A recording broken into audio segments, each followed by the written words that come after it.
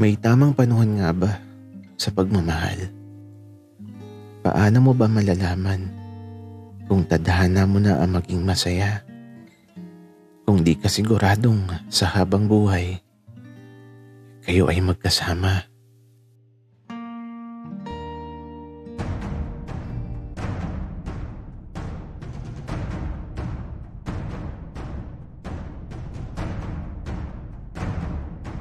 Kaibigan, huwag mong kalimutan mag-subscribe sa aming channel at huwag din kalimutan i-click ang notification bell at subscribe button. Subscribe na!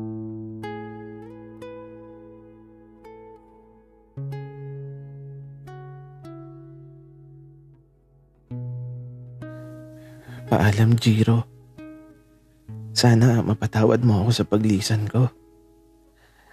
Alam kong masasaktan ka, subalit hindi tayo ang nakalaan para sa isa't isa. Hindi kita makakalimutan. Paalam sa'yo. Mahal ko.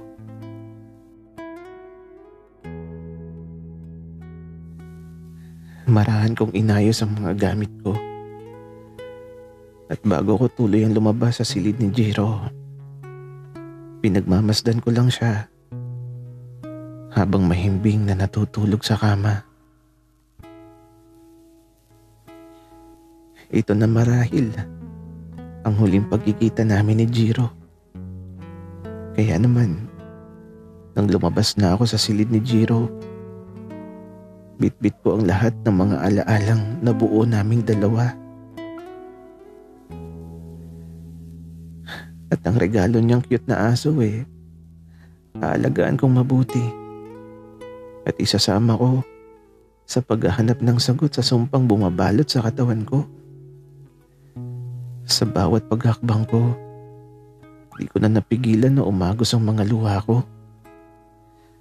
At bago pa man ako makarating sa pintuan papalabas ng bahay, napatigil ako dahil nakita ko ang lolo ni Jiro.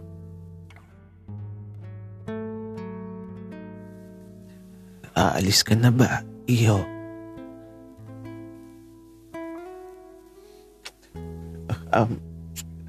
Apollo. Pasensya na po kayo. Alam mo, iho, mahal na mahal ka ng apo ko. Pero ganon siguro talaga ang pagmamahal. May darating na pasasayahin ka at ipaparanas sa iyo ang totoong pagmamahal, subalit hindi sila mananatili sa tabi mo. Parang ikaw, iho. Kitang-kita ko na mahal mo rin ng apo ko. Subalit hindi kita mapipigilan sa desisyon mo. Pero bakit kailangan mong umalis?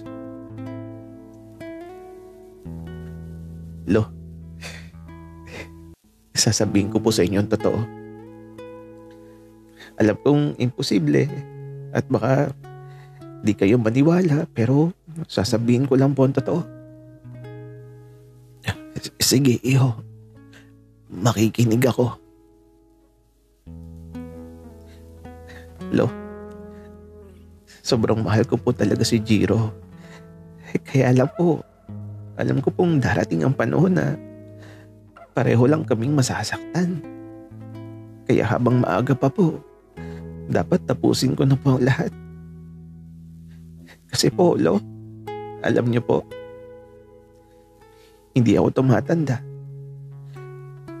Nananatili ako sa ganitong edad na hindi ko alam kung paano nangyari yung ganito. Mula sa nakaraan ko, Lo, hanggang sa kasalukuyan, hindi nagbago yung oras ko. Tila ba nakulong ako sa kahapon.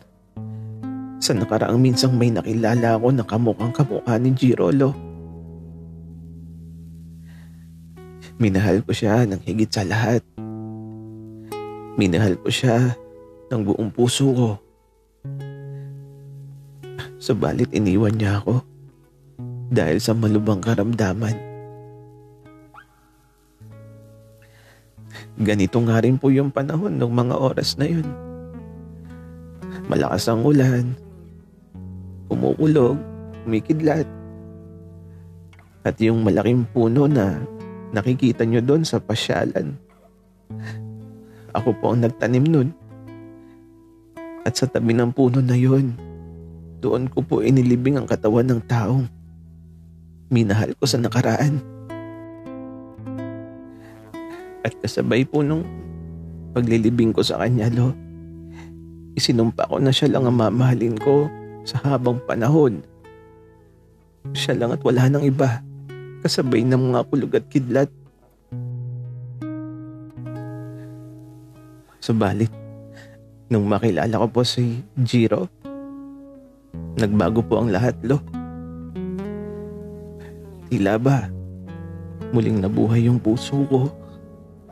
Muling nakaramdam ng pagmamahal na katulad ng sa nakaraan. At saka, Lo, kamukhang-kamukha po ni Jiro ang taong minahal ko sa nakaraan. Pareho sila ng ugali, pareho sila ng kilos, at hilig sa kamote. Gusto ko po si Jiro sa simula pa lang. Subalit natatakot po ako na hindi kami magkasama at tatanda. Na may iwan akong mag-isa, na may iwan akong tila ba sinaktan ng tadhana sa pangalawang pagkakataon.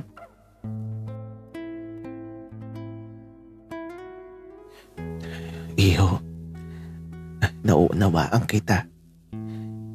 Iniwan na din ako ng pinakamamahal ko.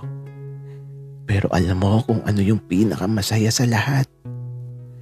Yung nagmahalan kami hanggang sa wakas. Iho, kung sakali mang magbago ang isip mo, bukas ang pintuan ng tahanan ko. Babalik ka, kahit para man lang sa apo ko.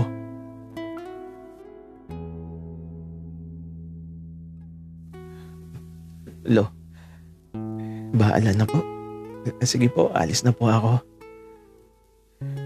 Mag-iingat ka, Iho. Tuluyan na ako naglakad. Papalabas sa bahay ng lolo ni Jiro. At sa bawat paghakbang ko, ay ang pagpatak naman ng mga luha ko. Naalala ko pa, ganito ang panahon nung mawala siya. Malakas ang ulan, kasabay ng mga kulog at kidlat. Patungo ako ngayon kung saan siya nakahimlay. Magpapaalam ako sa kanya na aalis na ako at patuloy na maghahanap ng sagot sa sumpa na dumapo sa katawan ko. Sa pagsapit ko sa malaking puno, agad ako naupo sa tabi nito at inisip ang mga bagay na naging masaya ako sa nakaraan.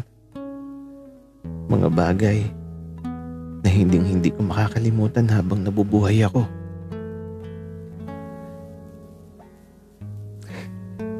Kamusta ka na dyan? Halos 500 taon na pala nakalipas. Miss na kita.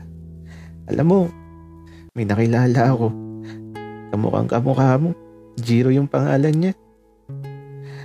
Parang ikaw nga yun eh. Wala kayong pagkakaiba. Tsaka alam mo, minahal ko din siya kagaya ng pagmamahal ko sa'yo. Pero eto ako ngayon, umiiyak kasi kailangan ko siyang iwan dahil sa sumpang bumabalot sa pagkatao ko. Hindi ko na alam ang gagawin ko. Tulungan mo naman akong mahanap ang sagot. Kasi nahihirapan na ako. Gusto ko nang makalaya. Pakiusap. Tulungan mo ako. Napaluhod na lang ako habang umiiyak. At bigla na lang kumulog at kumidlat ng napakalakas. Natakot ako kasi tinamaan ng kidlat ang malaking puno. Nagliliyab ang sanga nito. Buti na lang at malakas ang ulan. Kaya nawala din kaagad yung apoy. At mula sa malayo, may naririnig akong sumisigaw. Paglingon ko, nakita ko si Jiro. Tumatakbo na walang suot na tsinelas, na basang-basa sa ulan. Habang nakikita ko siya, sobrang nadudurog ang puso ko. Subalit habang papatawid si Jiro sa daan, hindi na siya lumingon sa sasakyang paparating. Isang mabilis na sasakyan ang paparating kaya nagmadali akong pigilan si Jiro. Naitulak ko pa siya papalayo habang ako naman nakahiga sa gitna ng daan kung saan nakatingin ako sa madilim na langit habang patuloy na bumubuhos ang malakas na ulan.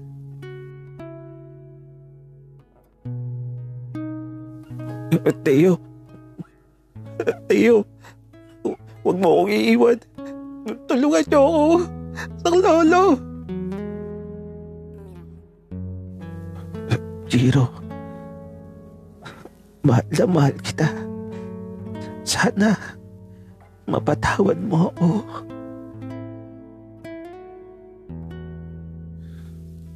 Matapos kong sabihin ang salitang yun, tila ba napadpad na ako sa mundo ng panaginip kung saan may nakahawak sa kamay ko na tila sinusundo na ako. Masaya ako dahil sa wakas natapos na ang mahabang taon na pananatili ko dito sa mundo.